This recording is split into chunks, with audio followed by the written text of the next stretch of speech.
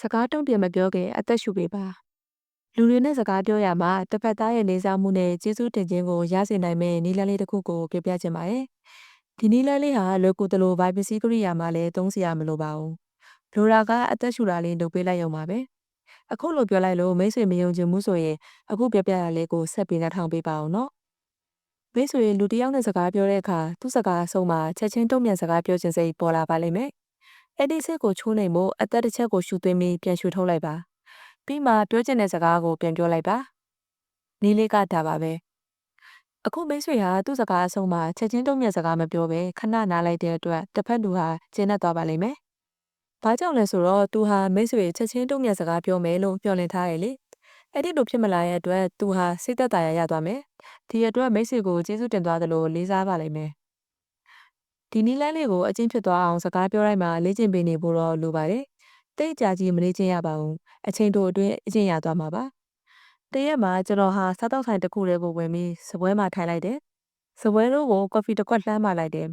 ကော်ဖီခွက်လာချပေးတာကိုစောင့်ရင်အနီးပတ်ဝန်းကျင်ကစားတော့နေကြသူတွေရဲ့စကားပြောတန်တွေကိုအာရုံစိုက်နှာထောင်ကြည့်မိရဲ့ဒါတွေကိုသတိထားလိုက်မိတဲ့အခါစားတော့သူအလုံးဟာတစ်ဖက်လူကစကားပြောနေတာရဲ့ချင်းမှာချက်ချင်းတုံ့ပြန်ပြောကြတယ်သူတို့ဟာတစ်ဖက်လူပြောတဲ့စကားကိုတိတိကျကျနားထောင်မှုထက်သူ့စကားအဆုံးမှာချက်ချင်းတုံ့ပြန်ပြောဖို့ကိုပဲဆက်ရထက်သန်နေတယ်စိတ်မရှိတဲ့အမူအရာနဲ့စောင့်နေတတ်ကြရဲ့တချို့ဆိုရင်တစ်ဖက်လူစကားကိုမရက်ပဲဆက်ပြောနေတာကိုမစောင့်နိုင်ကြလို့ဟုတ်ပါတယ်ကွာဒါမှမဟုတ်ငါသိပါတယ်ကွာငါသိပြီးသားပါစကားတွေပြောရင်တစ်ဖက်လူပြောတာကိုနည်းနည်းအဆုံးသတ်ဖို့ဖိအားပေးတတ်ကြပါတယ်တစ်ဖက်လူကလည်းသူ့ကိုစကားရစ်စိတ်ချမှန်းသိလို့စိတ်ထဲမှာအောင့်လာပြီးတမင်သက်သက်စကားကိုမရက်တော့ပဲဇက်တိုက်ပြောတယ်ဒီအခါအဲ့ဒီလူလည်းတစ်ဖက်လူရဲ့စကားရက်မှကိုမဆောင်တော့ပဲလူပြီးဝင်ပြောတယ်စကားဝိုင်းဟာအေးချက်ချက်မရှိတော့ပဲကျိုးဝိုင်းတွေကလက်ဝဲသမားနှစ်ယောက်အပြန်အလှန်ထိုးနှက်နေကြတာဒါမှမဟုတ်ကစားသမားနှစ်ယောက်စပွဲတင်တက်နစ်ဘောလုံးလေးကိုတစ်ဖက်နဲ့တစ်ဖက်အပြန်အလှန်ရိုက်နေရတဲ့တူနေပါတယ်အခုလိုတယောက်နဲ့တယောက်မရက်မနာခုံးတုံးပြန်ပြောနေကြတာဟာတယောက်စကားကိုတယောက်ကလိုင်းနောက်ရှက်နေတာနဲ့တူနေတယ်ပြီးတော့နှစ်ယောက်စလုံးစကားကိုလောပြီးအလူအယက်ပြောကြလို့တယောက်စကားကိုတယောက်ကအတိတ်ပဲကောက်လွှဲတာမှားတယ်လို့ဆွဆွဲတာတွေဖြစ်လာတတ်ကြပါရဲ့အဲ့ဒီလိုမျိုးဖြစ်လာရင်နောက်ဆုံးရလက်ကစကားပြောနေကြရင်စကားများရင်ဖြစ်တာဖြစ်လာနိုင်တယ်ဒါမှမဟုတ်စကားပြောပြီးသွားကြတဲ့အခါတယောက်နဲ့တယောက်မကြင်မနှက်ဖြစ်ပြီးစိတ်ဆိုးဒေါသကိုစီနဲ့လမ်းခွဲသွားကြတာတွေဖြစ်နိုင်ပါတယ်တခါတလေကျွန်တော်တွေးမိတယ်အဲ့ဒီလိုလူမျိုးတွေမှာမိတ်ဆွေထက်ရန်သူပေါ်များမယ်လို့ပါကျွန်တော်ကတော့အခုပြောတဲ့နည်းအတိုင်းတစ်ဖက်သားစကားပြောချက်သွားချိန်မှာအသက်တစ်ချက်ရှူသွင်းရှူထုတ်လုပ်လိုက်တဲ့အကျင့်ကိုရနေပါပြီ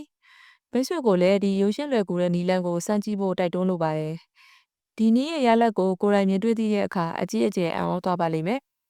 သူ့စကားအဆုံးမှာချက်ချင်းတုံ့ပြန်မပြောဘဲစောင့်နေတဲ့အတွက်တစ်ဖက်လူကစိတ်ငြိမ်းချမ်းမှုရသွားတာမိတ်ဆွေကိုလေးစားလာတာတွေသူ့မျက်နှာပေါ်မှာပေါ်လာတာကိုတွေ့ရပါလိမ့်မယ်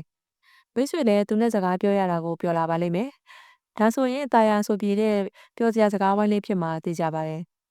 စကားပြောပြီးတော့ကြတဲ့အခါမှာလည်းနှစ်ဖက်စလုံးကျင်းတဲ့နှစ်သိမ့်မှုရကြပြီးထပ်မံဆုံတွေ့စကားပြောကြဖို့ကိုမျှော်လင့်နေကြပါလိမ့်မယ်အားလုံးပဲလိုက်လုပ်ကြည့်ပြီးတော့အဆင်ပြေကြပါစေရှင်